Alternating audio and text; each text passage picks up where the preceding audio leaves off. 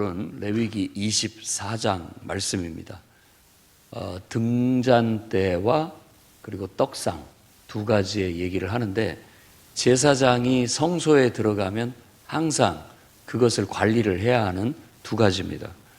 그래서 이 등잔대에 기름을 항상 보충해 줘야 하는 문제, 이 기름을 이스라엘 백성에게 헌신하게 가져오게 해서 그 헌신받은 기름을 제사장은 저녁부터 아침까지, 그러니까 밤새 불이 꺼지지 않도록 기름을 충분히 보충을 해야 됩니다. 그래서 만일 혹시라도 기름을 보충하지 않아서 불이 꺼지는 일이 없도록 그 책임을 아론, 그 성소를 드나드는 총책임자인 아론 제사장, 대제사장에게 주고 있는 겁니다.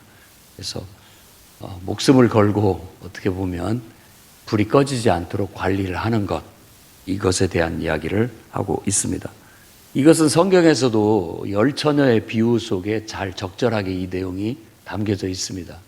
그래서 신랑을 맞으러 간 열 처녀 중에서 5은 기름을 준비를 했고 기름이 떨어질까 봐, 그러나 5은 미련한 처녀는 준비를 하지 못했다. 신랑이 더디어 오다 보니까 기름이 다 바닥이 났다. 기름을 준비한 사람들은 보충을 해서 충분히 등불을 밝힐 수 있었지만, 그러지 못한 처녀는 결국은 기름을 다시 그때서 준비하러 가다가 신랑을 맞이하지 못하고 놓치고 말았다 하는 그런 이야기를 통해서 기름을 준비하는 것이 얼마나 중요한 일인지에 대해서 얘기를 하고 있습니다. 그런 것처럼 예수님의 재림 때에도 그렇게 기름은 준비되어 있어야 된다. 준비성에 대한 교훈을 주고 있는 거죠. 우리도 너희는 세상의 등불이다, 빛이다 라고 얘기를 하는데, 우리가 빛을 발치는 것은 우리 자체가 발광체가 아니기 때문에 우리는 항상 하나님의 은혜, 그것을 기름이 상징한다라고 보기 때문에 하나님의 은혜가 우리 안에 늘 준비되어져 있어야 됩니다. 그래서 끊임없이 그 은혜가 보충돼야만이 하나님의 아름다운 빛을 드러낼 수 있는 것이지, 우리 자체가 도덕적으로 순결하고 아름답고 인격적으로 아름다운 그 자체가 아닙니다. 아무리 여러분들이 성격이 고매하고 훌륭하다 할지라도 다 그런 모든 것들은 하나님에 의해서 빛이 나야 제대로 빛이 나게 되는 것이지, 그렇지 않으면 다 그것은 그냥 오히려 악용되질 뿐 그것이 아름다운 빛을 낼 수가 없습니다. 인간의 존재 자체가, 창조로 인한 존재 자체가 하나님에 의해서 빛이 나게 돼 있습니다. 하나님과 연결되어 있어야 되고 하나님으로부터 끊임없이 뭔가가 공급되어져야만이 우리가 하나님의 빛을 발할 수가 있게 되는 거예요. 그렇기 때문에 우리가 그것이 하나님의 은혜라고 생각하고, 또 신약의 준에서 봤을 때 그게 성령 충만함이라고 적용해 본다면, 우리는 항상 예배를 통해서 적절하게 은혜를 늘 채워야 돼요. 그래야 등불이 꺼지지 않고 빛을 발할 수 있습니다. 늘 항상 성령 충만함을 유지하고 있어야 빛을 발할 수가 있습니다. 특히 어두울 때는 반드시 이 빛이 드러나게 돼 있는데, 만일 기름이 없어서 그 빛을 발하지 못하게 된다면 결국 어둠 속에 우리는 잠겨버리고 말 겁니다. 교회가 은혜를 잃어버리고 교회가 성령 충만함을 잃어버려도 똑같습니다. 어두운 세상 속에서 빛을 발하는, 하나님을 드러내고 하나님의 진리를 드러내고 하나님의 선을 행하는 곳이 돼야 되는데, 결국은 그 빛이 드러나지 못하게 된다면 교회의 존재 의미도 존재 가치도 사라지게 될 수 있다라는 거예요. 그런 교훈을 이 말씀에서 우리가 얻을 수 있습니다. 그렇기 때문에 항상 여러분 기름을 재충전해야 된다는 거. 그거 떨어지면 우리는 다시 옛날 모습으로 돌아가 버릴 수밖에 없다라는 거. 그러면서 여러분들도 오늘 여러분들의 기름의 게이지가 어디 정도에 와 있는지 한번 돌아볼 수 있기를 바랍니다. 항상 안전한 정도, 녹색선에 가 있는지 아니면 빨간 선에 간당간당 불안한지 한번 살펴봐서 늘 주기적인 재충전을 통해서 은혜를 유지하고 성령 충만함을 유지해 나아갈 수 있기를 바랍니다. 그 다음에 떡상에는 12개의 떡이 올려지는데 6개씩 두 줄로 올려지게 되는데, 이것을 말씀을 이렇게 보니까 안식일마다 떡을 만들어서 새 떡을 올리라 라고 그렇게 얘기합니다. 그리고 그 떡은 그 안에 성소를 출입하는 사람, 제사장, 그러니까 아론과 그의 자손들, 아들들만 먹을 수 있다라고 그렇게 규정을 합니다. 이렇게 매주 안식일마다 한 번씩 떡을 6개 만들어서 또 새롭게 갖다 놓고 그 1조각, 한 조각을 띄어서 그때마다 하나님 앞에 소제로 삼는 거예요. 소제는 이 곡식 제물을 뜻하는 것이고, 또 그것은 일상적인 일상, 우리들이 늘 밥 먹고 살듯이 일상을 상징하는 거예요. 그 일상 중에 한 조각을 띄어서 하나님 앞에 화제로 불살라서 향기로운 냄새로 올려지게 되면 나머지는 다 거룩해진다라는 의미가 강합니다. 그래서 안식일마다 그렇게 해라는 것은 바로 그런 의미가 있는 거죠. 우리가 주 단위로 봤을 때 한 번에 드리는 공적 예배, 그 한 조각이 나머지 일주일간을 거룩하게 하는 겁니다. 그러니까 늘 하나님 앞에 우리는 바쳐진 삶을 사는 거예요. 늘 드려진 삶을 사는 거죠. 예배 자체가 나를 드리는 시간이라고 봐야 되겠습니다. 하나님 앞에 나를 새롭게 해서 바쳐 드리게 되는 것이죠. 그것을 매번 반복해야 됩니다. 한 번 했다고 끝나는 게 아닌 일이라는 거죠. 이 기름을 끊임없이 계속 공급해야 되는 것과 떡을 매주마다 새롭게 해서 하나님 앞에 드리는 것, 이것은 귀찮게 생각할 일이 아니고, 그걸 통해서 우리가 늘 하나님과의 관계가 새로워지고 더 온전해져 간다라는 걸 생각해야 되겠습니다.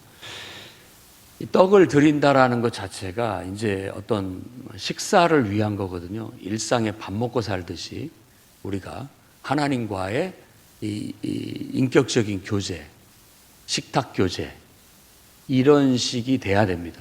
그래서 하나님은 우리의 영의 양식을 늘 공급해 주시고, 우리는 하나님과의 어떤 인격적인 교제를 통해 소통을 통해서 영의 양식을 늘 공급받고, 그렇게 서로 간에 어떤 소통, 생명의 관계, 이걸 통해서 우리는 늘 신선함을 유지할 수 있고, 또 건강함을 유지할 수 있고, 밝은 빛을 드러낼 수 있는 가치 있는 삶을 살아가게 된다라는 것을 이 모든 것들이 상징하고 있다고 볼 수 있습니다. 그래서 예수님은 너희는 세상의 빛이다 라고 얘기를 했고, 나는 너희의 생명의 떡이다, 내가 너희의 생명의 양식이다 라는 그런 말씀을 하신 것은 바로 이 말씀을 근거로 해서 하신 말씀이라는 걸 알 수가 있습니다. 하나님을 영의 양식을 삼고 날마다 정말 우리가 밥 먹듯이, 그거 아니면은 우리가 생명을 유지할 수 없는 것처럼 하나님과 영적 교제를 매주, 어쩌면 매 순간 늘 그렇게 함으로써 우리가 하나님과의 건강한 그런 하나됨, 건강한 영적인 그런 친밀함, 친교, 이런 것을 통해서 이 땅에서 필요한 은혜를 충분히 공급받고, 그 충만함 속에서 우리의 인생이 아주 형통하고 번성하는 그런 축복이 있어지기를 주의 이름으로 축원합니다. 그 다음에 이제 10절부터 16절까지 이야기는 싸움 중에 여호와 이름을 모독한 사건이 발생을 해서 그를 잡아다가 이제 모세 앞에 데리고 온 겁니다. 그것은 율법에 이렇게 규정이 돼 있지 않은 어떤 한 부분인데, 이 문제를 어떻게 처리할지를 몰랐기 때문에 이스라엘 백성들은 그것을 판결해 달라고 하나님 앞에, 모세 앞에 바로 그를 데리고 온 겁니다. 그의 어머니는 이스라엘 사람이었지만 아버지는 애굽 사람이었다라고 말하고 있어요. 근데 이런 것들이, 이런 이야기들이, 이걸 밝힌 것, 그 어머니는 단지파 슬로밋, 그리고 디브리의 딸이다라고 그렇게 그를 밝히고 있는데, 신실한 믿음의 사람과 그렇지 않은 이방인과의 결혼, 이런 건 좀 신중하게 생각해 봐야 할 필요가 있다라는 교훈도 여기서 찾을 수가 있어요. 애굽인이면은 물론 그도 하나님을 믿겠다고 해서 따라 나왔겠지만, 어떻게 보면 깊은 신앙이 있다라고 보기는 어렵습니다. 저도 교회 생활을 하면서 계속 많은 사람들을 지켜봐 왔지만, 믿지 않는 사람과 결혼을 해서 믿지 않는 사람을 전도한 사례도 있고요.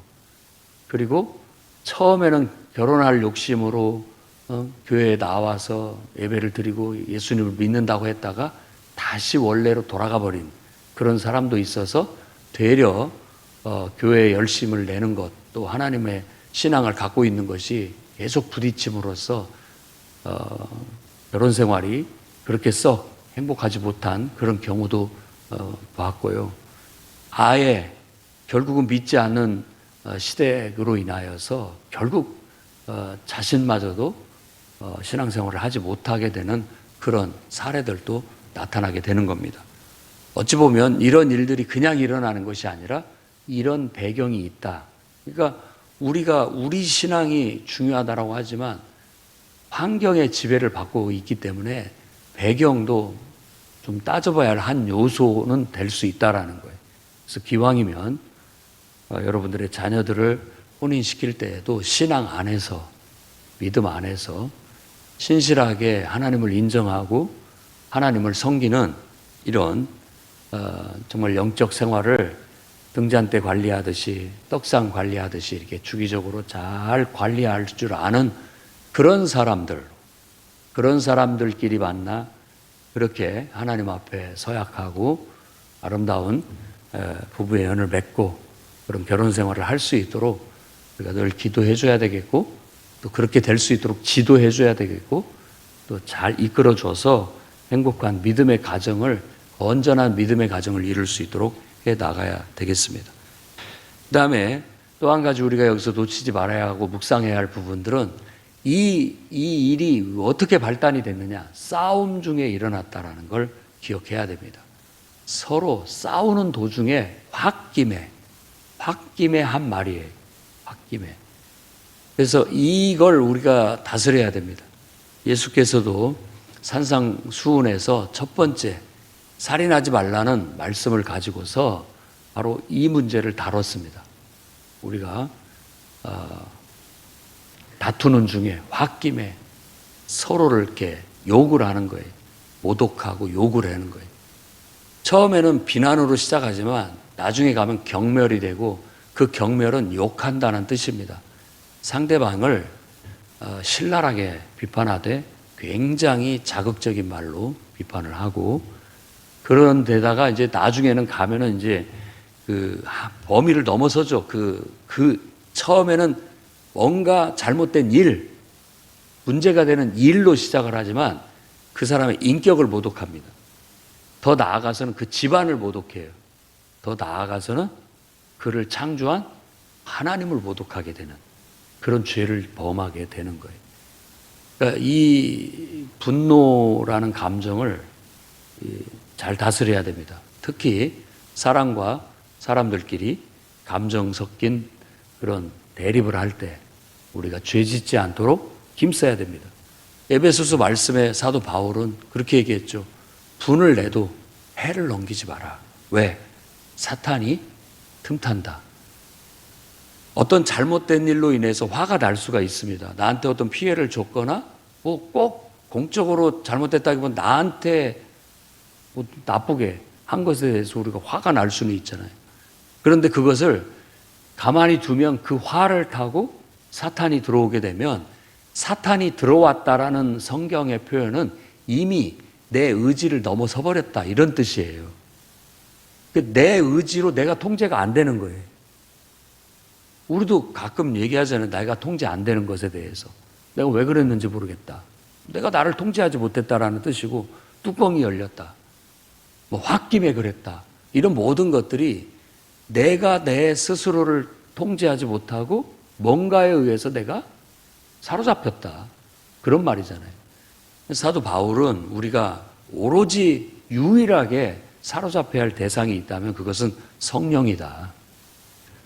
성령의 이끌리심을 받아야지 다른 것에 이끌림을 받게 된다면 우리는 죄로 간다. 결국 죄가 된다라는 것을 가르치고 있죠. 예수께서도 만일 우리가 분노라는 감정에 휩쓸려서 함부로 말하고 함부로 처신하게 되면 다 죄가 된다. 결국은 죄가 된다. 우리는 오로지 하나님의 지배를 받고 하나님의 말씀의 지배를 받고 그분에 의해서 통제되고 다스려지는 삶을 사는 사람들인데 그 순간 어떤 순간에 하나님도 없어져 버리고 말씀도 없어져 버리고 오로지 나만 있는 거예요. 분노하는 나, 뭔가에 사로잡힌 나. 그래서 그것에 의해서 판단하고 그것에 의해서 말을 내뱉고 그것에 의해서 결정을 하고 행동을 하는 나. 그걸 어떻게 우리가 그 순간만큼은 아무리 다른 순간에는 신실한 하나님의 백성이고 하나님 말씀대로 사는 사람이라 할지라도 그 순간만큼은 아니다. 그 순간만큼은 하나님을 섬기는 게 아니다. 라고 분별할 수 있다라는 것이죠. 그러다 보면 바로 이렇게 결국은 범위를 넘어서서 주제를 넘어서서 딱 그 따질 문제만 갖고 따지는 것도 심란한데 그걸 넘어서서 그 사람 그 하나의 문제로 그 사람 인격 전체를 다 싸잡아서 모독을 하고 그 인간 한 인격으로만 모독하는 것이 시원찮으니까 그 집안을 다 끌어들여서 모독을 하고 그것도 시원찮으니까 이제는 그를 창조한 하나님마저도 모독하는 그런 죄를 범하는 것은 금해야 된다. 그렇게 확장시켜서는 안 된다라는 교훈을 주고 있는 겁니다. 그래서 예수의 산상수훈의 가르침이나 에베소서 말씀에 사도 바울의 권면의 말은 우리가 귀담아 들어야 할 부분입니다. 모든 인간관계에서 넘어서지 말아야 할 주제가 있어요. 주제 넘으면 안 됩니다. 딱 그 문제를 갖고 해결하되 사도 바울의 권면처럼 해를 넘기지 않도록 사탄이 틈탈 기회를 주지 않도록 우리는 기도로 하나님의 말씀으로 그 부분을 잘 갈무리해야 돼요. 다스려야 된다는 뜻입니다. 그래서 여러분들이 만일 그런 상황에 내가 처해 있다라고 한다면 사람 만나는 걸 피하셔야 됩니다. 그리고 입을 닫아야 돼요, 스스로가. 그리고 기도의 자리에 와서 여러분의 그 감정을 기도로 다스려서 순화시킨 다음에 좀 뭔가 가라앉은 다음에 앞뒤를 제대로 파악하고 그 다음에 그 얘기를 하게 된다면 잘 풀려나갈 수 있을 겁니다. 절대 주제를 그 문제에서 그 사람의 인격 전체로 그리고 집안 전체로 그리고 아예 창조주 하나님께로 확대하는 그런 죄를 범하지 않아야 됩니다. 이 사람은 신앙이 깊지 않아서인지 바로 그런 한계를 넘어서서 결국은 하나님까지 모독을 하게 된 겁니다. 그를 데리고 왔어요. 모세가 하나님 앞에 이 문제를 가지고 가서 기도하고 상의합니다. 하나님께 물어요. 어떻게 해야 되겠습니까? 라고 했을 때 모든 회중들을 다 모이게 해라. 그리고 그 사람한테 전부 머리에 안수하게 해라. 그리고 한 사람도 빠짐없이 모두 다 돌을 들어 그 사람에게 돌을 던져 돌로 쳐서 죽여라. 끔찍하고 잔인한 어떤 장면이죠. 이 장면이 가늠하다 잡힌 여인의 모습을 연상시킬 수 있는 장면이죠. 신약성경에는 지금 이 돌을 들어 모든 사람이 이 여인은 가늠하다 잡혔습니다. 돌로 쳐 죽여야 할 사람 중에 하나입니다. 라고 모여왔는데 왜 그 여인을 예수께 데려왔느냐? 당신이 뭔가 말씀을 새롭게 가르치는데 이 여인을 어떻게 하면 좋겠습니까? 라고 물으러 온 거예요. 그랬을 때 예수님이 바닥에 손가락으로 글을 쓰시고 난 다음에 일어나서 모든 회중을 향해서 말하기를 뭐라고 얘기했느냐? 죄 없는 자가 먼저 돌로 쳐라. 그러자 하나둘씩 다 물러갔는데 아무도 남지 않았다라고 얘기합니다. 죄 없는 자는 없다라는 그런 얘기죠.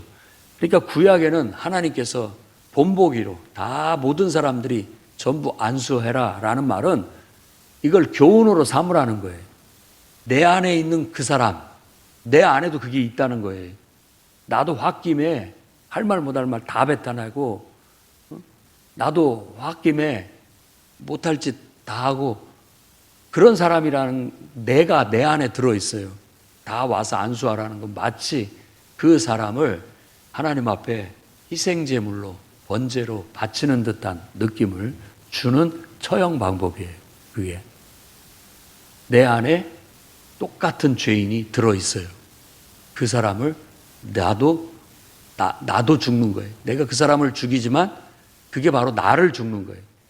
짐승을 잡아 죽이지만 짐승이 죽는 게 아니라 내가 죽는 거예요. 그게 예배의 원리입니다. 우리도 이 만일 아유 더러운 놈 하면서 욕하면서 돌을 던지라는 뜻이 아닙니다. 내 안에 숨어져 있는 그 죄, 똑같은 그런 본성, 그것에 대한 밀어냄, 그것에 대한 잘라냄, 그것에 대한 처벌이라고 볼 수가 있는 것이죠.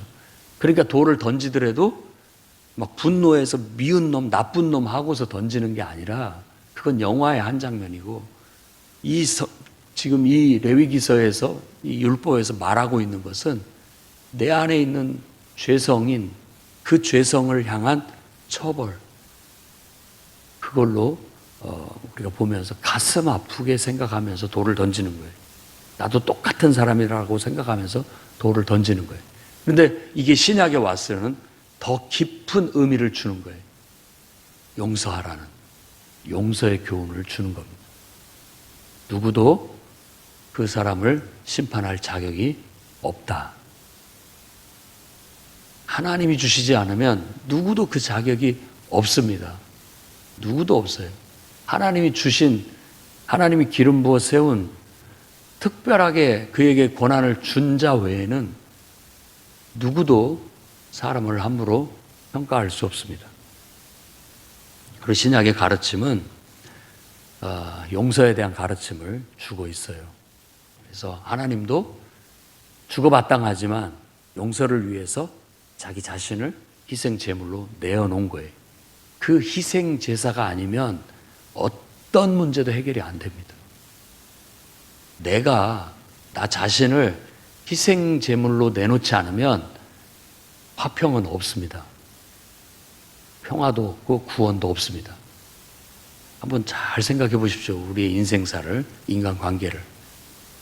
내가 나를 희생하지 않으려고 하니까 결국은 끝까지 가는 겁니다. 살인까지 일어나는 것이죠. 예수 그리스도의 가르침, 그분을 따르는 자들은 억울하죠. 내가 뭔 죄를 졌어요? 무슨 잘못을 저질렀어요? 나 하나님 뜻대로 한 것밖에 없잖아요. 그런데 사람들은 오히려 그 하나님 뜻대로 하나님을 위해서 말씀을 가르치고 하나님의 이름으로 능력을 행하는 것을 오히려 마귀적이다, 사탄적이다. 오히려 우리한테는 너가 도움이 안 된다. 너는 없어져야 할 존재다. 라고 하면서 결국은 십자가에 내몰아 그를 죽였잖아요. 그러면 그걸 가지고 그 억울함을 호소하고 따져서 결국은 끝끝내 상대방을 이겨먹었나? 그게 아닙니다. 이것도 다 하나님의 뜻이다라고 받아들이고 그 자신이 바로 화목을 위한 희생 제물이 되신 것이죠. 그런데 그가 죽었지만 스스로 죽음을 선택했지만 희생을 선택했지만 그 희생은 오히려 하나님에 의해서 부활로 역전됐다라는 걸 보여주는 거예요. 그러니까 진짜 승리의 방법은 바로 자신을 희생하는 데 있는 것이지 자기 자존심을 끝까지 지키고 끝까지 밀어붙여서 네가 죽나 내가 죽나 해서 결국 둘 중에 하나가 나가 떨어지든지 아니면 둘 다 죽든지 둘만 죽으면 괜찮아요. 주변에 있는 모든 것까지 다 망치고 난 다음에 만일 망쳐버리게 된다면 그럼 무엇을 위한 거예요 도대체? 다툼이, 싸움이 무엇을 위한 겁니까? 다 사라져버렸어요.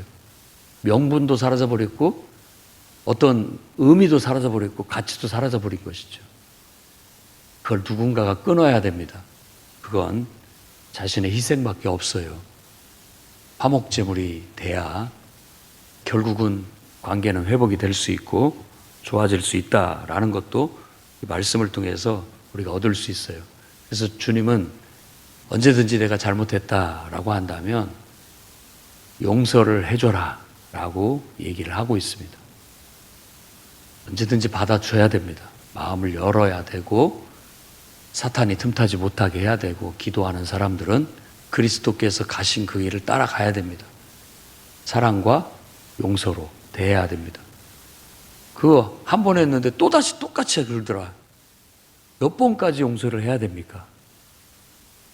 잘못했다고 하면 끝까지 해라. 7번의 일은 7번까지 해라고 그렇게 요구하신 겁니다. 그 말을 약간 버전만 바꿔서 얘기를 한다면 무슨 말이 되냐면 선으로 악을 이겨먹어라 그런 뜻입니다. 선으로 악을 이기는 것이지 똑같이 악으로 악을 이기는 게 아니에요. 자, 이 말씀 속에서 나타나고 있는 따라 나오는 말씀 그거예요. 사람을 죽였느냐? 그도 죽여라. 짐승을 죽였느냐? 그 사람의 짐승도 죽여라. 눈에는 눈, 이에는 이. 똑같이 해줘라. 이건 굉장히 공정하고 정의로운 겁니다. 똑같이 해주는 거. 어떤 소설에도 얘기했지만 어떤 내기에서 졌을 때 어떤 약속을 지키지 않았을 때 예를 들어 한 근을 떼어준다라는 그런 약속을 했어요. 결국은 걸렸어요. 그래서 결국은 살 한 근을 떼어줘야 돼. 그럼 뛰어가야 되는 건데 그럼 너는 이제 내가 뛰어가겠다라고 했는데 뭐라고 얘기했느냐? 딱 살만 한 근 뛰어가고 피도 흘리지 말고 다른 것은 절대 손대지 마라. 떼어낼 수가 없었죠. 안 되는 거죠. 불가능한 것이죠.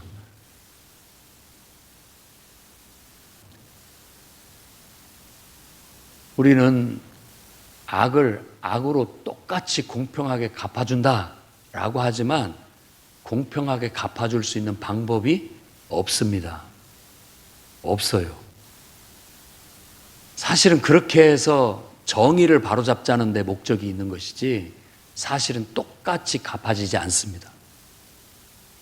한번 누군가가 희생을 당했거나 피해를 당한 사람한테 물어보십시오. 그렇게 하니까 속이 시원하냐고. 그러니까 보상이 되느냐고. 안 됩니다. 다만 정의를 세웠을 뿐인 것이죠. 그가 잘못됐다라는 걸 보여줄 뿐이지 내게 보상은 안 됩니다. 죽은 사가 살아나지도 않을 뿐만 아니라 해결도 안 됩니다. 다만 그냥 그 사람이 잘못됐다라는 걸 분명하게 드러낸 것이고 정의는 세웠을 뿐인 것이죠. 우리가 정의를 세운 것에서 한 걸음 더 나아가서 진짜 사람을 살리는 그런 사역을 해야 되는데 그것은 바로 그런 악을 악으로 대하지 않고 오히려 하나님의 선으로 대함으로써 악순환을 끊어내고 선순환으로 바꾸는 능력이 될 수 있다라는 걸 예수의 가르침 속에서 우리는 배우게 됩니다. 누가 오리를 가자고 하면 악의가 생기면 악한 마음으로 든다면 네가 뭔데 나한테 오리를 가라고 하느냐. 안 돼. 너도 내가 오리 가줬으면 너는 나를 위해서 똑같이 오리 가줘. 이런 식으로 나아가는데 악의적으로 대하지 말고 선으로 대하라. 그게 필요하냐. 내가 심리까지 가주겠다. 오히려 그런 마음으로 사람을 대하라 라고 그렇게 얘기함으로써 악의가 세상 문제를 해결하지 않고 정의를 바로 세우지 못합니다. 오히려 선의가 결국은 그 사람의 마음을 변화시켜서 모든 걸 선순환으로 돌아가게 하니 궁극적인 뜻은 하나님의 뜻은 거기에 있다라는 걸 가르치고 있는 것이죠. 여러분, 왜 다툽니까? 더 잘해보자고. 선의가 목적이에요. 더 잘해보자고. 좀 뭔가 좀 더 잘 맞춰보자고. 더 모든 게 더 효과적이게 되게 하자고. 그렇게 다투는 거예요. 목적이 거기에. 목적을 분명히 하십시오. 상대방을 쳐내고 상대방을 미워하고 죽이는 게 목적이라면 그건 쉽습니다. 그것처럼 쉬운 게 어디 있어요? 그러나 목적이 그게 아니기 때문에 함께 화합하고 함께 협력하고 함께 잘 살자고 하는 일이기 때문에 그 목적을 우리가 선으로 안다면 선의를 추구하는 게 하나님의 뜻이라고 볼 수 있는 것이죠. 그래서 어떤 의미에서는 정의가 바로 서는 것이 하나님의 한 뜻이기도 하지만 더 깊은 뜻은 정의도 바로 서고 결국은 둘 다 윈윈할 수 있고 더 나아질 수 있는 길, 생명의 길은 선으로 악을 이겨가는 습관이다 라고 말하고 있는 거예요. 그래서 여기서 말하는 유명한 말이죠. 예수님이 이런 걸 동해상해법 혹은 동해보복법이라고 그렇게 얘기하는데 이 말씀을 가지고 산상수훈에서는 이제 더 깊은 바리새인이나 사두개인들이 실천하는 것보다 더 깊은 실천이 필요하다. 그것은 선으로 악을 이기는 거다. 그 속에 들어있는 원수까지도 사랑할 수 있는 마음, 용서할 수 있는 마음, 어떤 그런 실천을 통해서 세상을 악순환에서 끊어내고 그 세상을 선순환으로 돌아가게 만드는 능력이 된다라는 걸 말해주고 있어요. 그래서 여러분 다툼을 피하고 싶다면 이 말씀을 기억하십시오. 그리고 여러분 삶의 평화를 더 증진시키고 싶다면 예수의 가르침을 실천하십시오. 선으로 대하면 악을 결국은 이겨낼 수가 있습니다. 그리 되지 않는다 할지라도 여러분이 선을 택하는 즉시 예수 그리스도를 따르는 것이 되고 그것이 여러분을 십자가로 내몰아서 죽는다 할지라도 염려하지 마십시오. 하나님은 살아계셔서 여러분을 부활케 하실 겁니다. 그 하나님을 믿고 우리는 하나님 말씀을 따라 오늘 또 순종해 나가는 성숙한 그리스도인들이 되시기를 주의 이름으로 축원합니다. 기도하겠습니다. 거룩하신 주님, 날마다 하나님의 성령의 충만함을 떨어뜨리지 않고 소멸하지 않고 잘 유지 관리해 나갈 수 있도록 인도해 주셔서 우리의 인격을 통해 우리의 삶을 통해 하나님의 영광스러운 빛이 늘 어둠을 밝히게 해 주시옵소서. 하나님 앞에 우리 자신을 산 제사로 늘 드리고 하나님을 영의 양식으로 삼아 하나님과 영적인 소통을 통해 우리가 이 땅을 살아갈 수 있도록 인도해 주셔서 하나님이 공급하시는 힘으로 하나님이 베풀어 주신 은혜로 살아가게 해 주옵소서. 행여라도 우리가 하나님 우리의 감정의 노예가 되어 죄를 지을까 염려스럽습니다. 우리가 우리의 욕망의 노예가 되어 죄 가운데 깊이 빠질까 염려스럽습니다. 우리가 거짓에 치우치고 악의에 치우칠까 염려스럽습니다. 늘 보혜사 성령께서 우리의 스승이 되어주셔서 우리를 적절히 잘 관리해 주시고 다스려 주셔서 좌로나 우로나 치우치지 않는 성숙한 그리스도의 사람이 되게 하시고 하나님의 자녀가 되게 해 주옵소서. 예수님 이름으로 기도드립니다. 아멘.